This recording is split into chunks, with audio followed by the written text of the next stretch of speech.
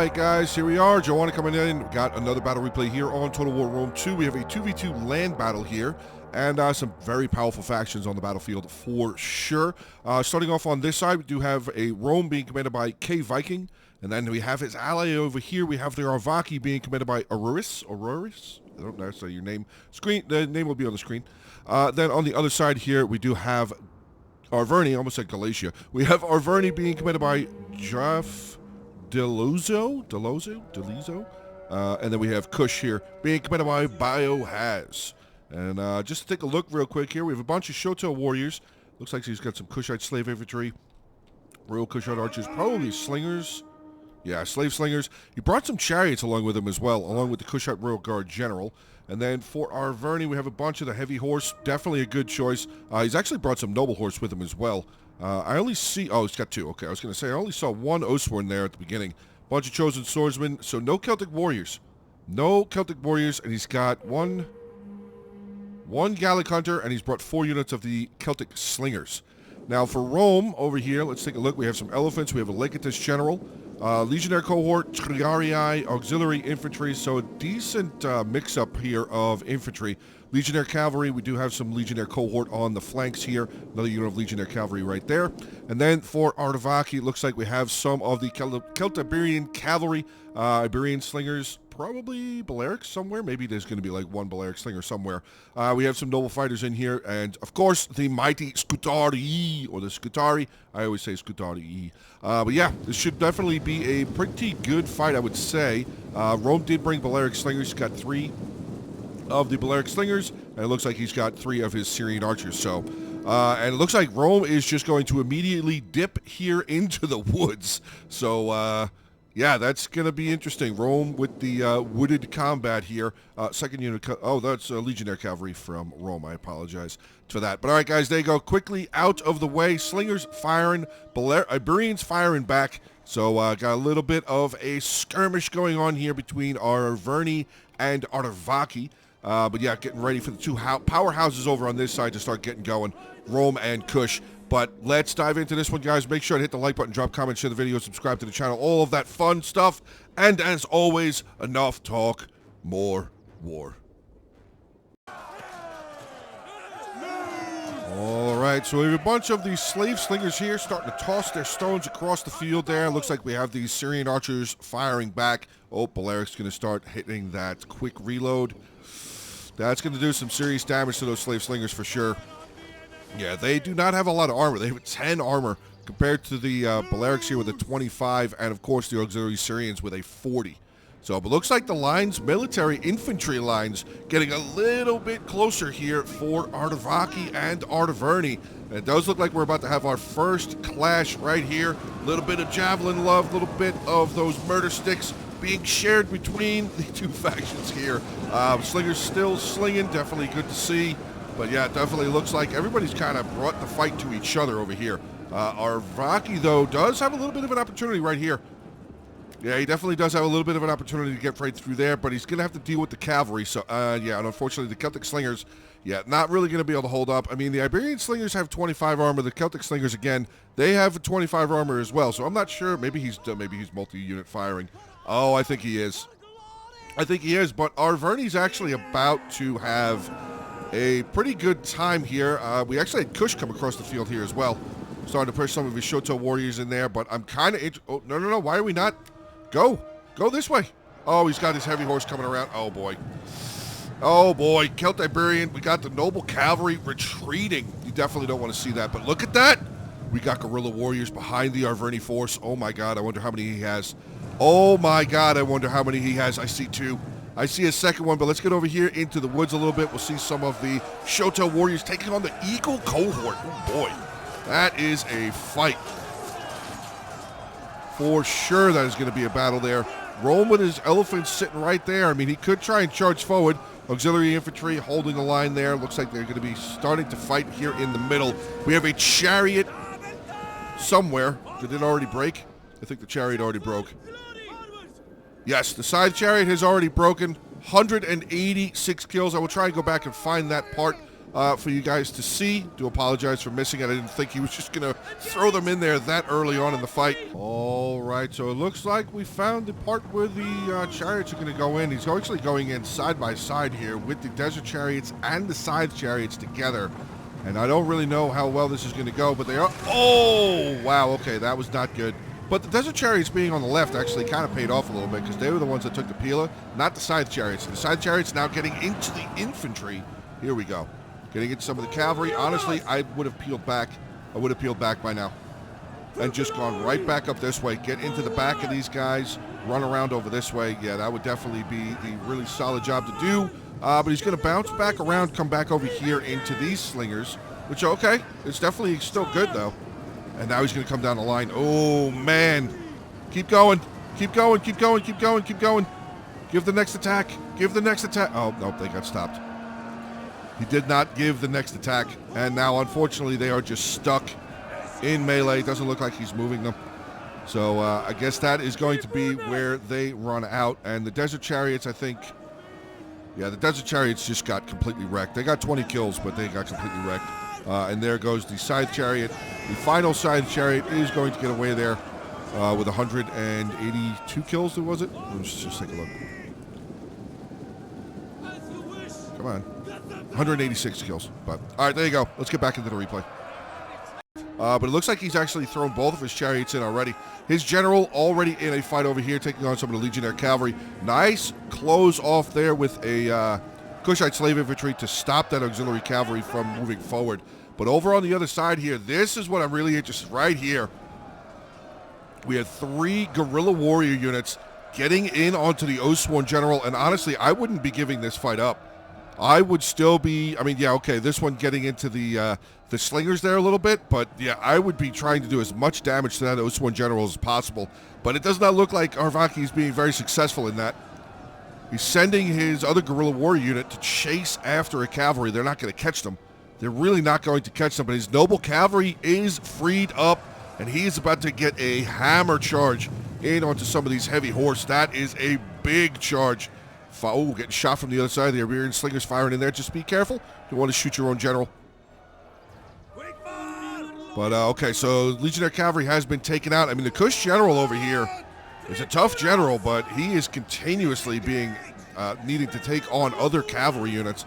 And honestly, that Syrian archer right there, I'd be firing at that general.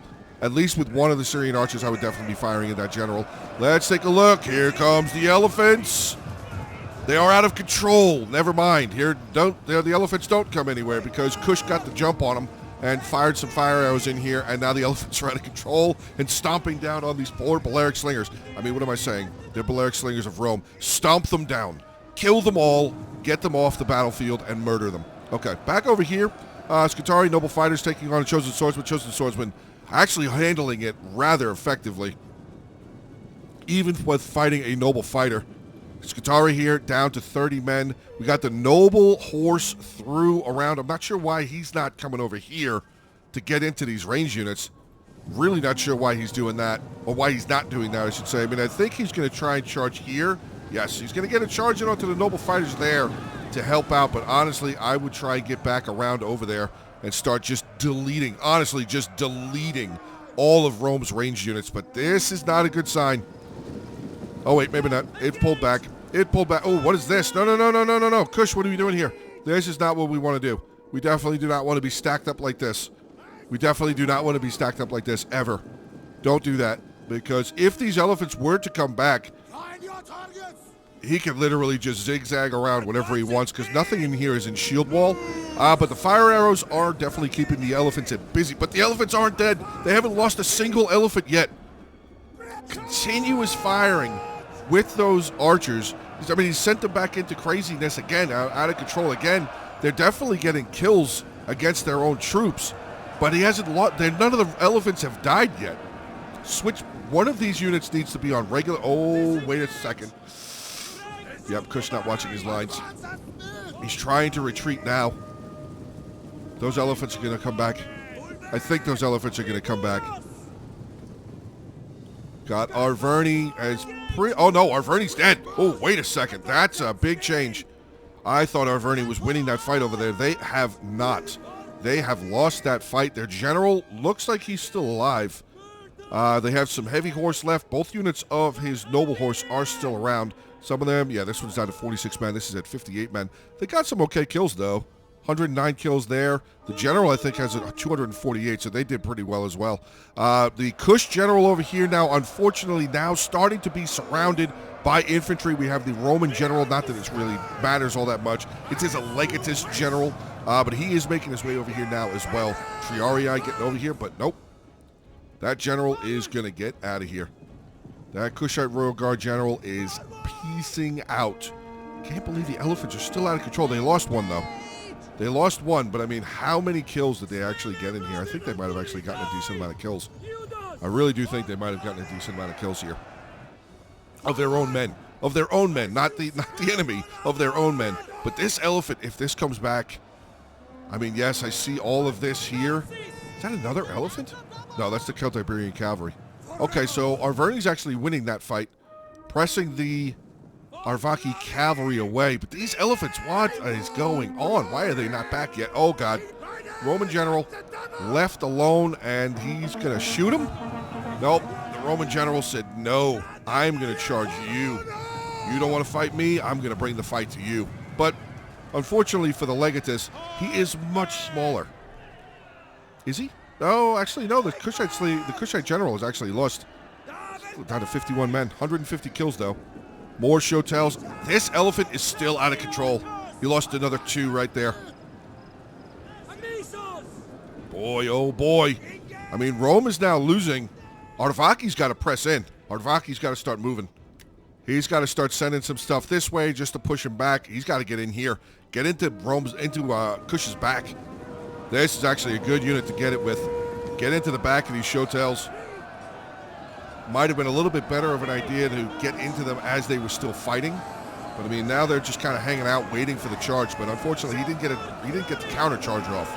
So those noble fighters just got a downhill charge. I don't really think the downhill matters all that much just yet. Maybe it will at some point in the future. But those are big charges right there. Noble fighters starting to get some good kills. 200 kills for that unit. 337 kills for that other unit there. Oh boy, that is a lot of kills. Is the Kush general still around? Yes, he is right there. Okay. I wasn't sure if maybe he was dead or not. Balance of power is definitely in favor of the, I guess, yellow side of the battlefield. But I mean, Arvaki still has Cav. Oh, he's only got 1. He still has his general. Yeah, he's still got the general there as well. And we have the auxiliary Balearics in the woods. Elephants are okay. The elephants are finally back under control. Unfortunately, he doesn't have a general. There is a general right there that I honestly would absolutely be refreshing this elephant unit. And I would honestly be charging right there. I would get into that as fast as... Never mind, they're out of control again. What terrible luck with these elephants.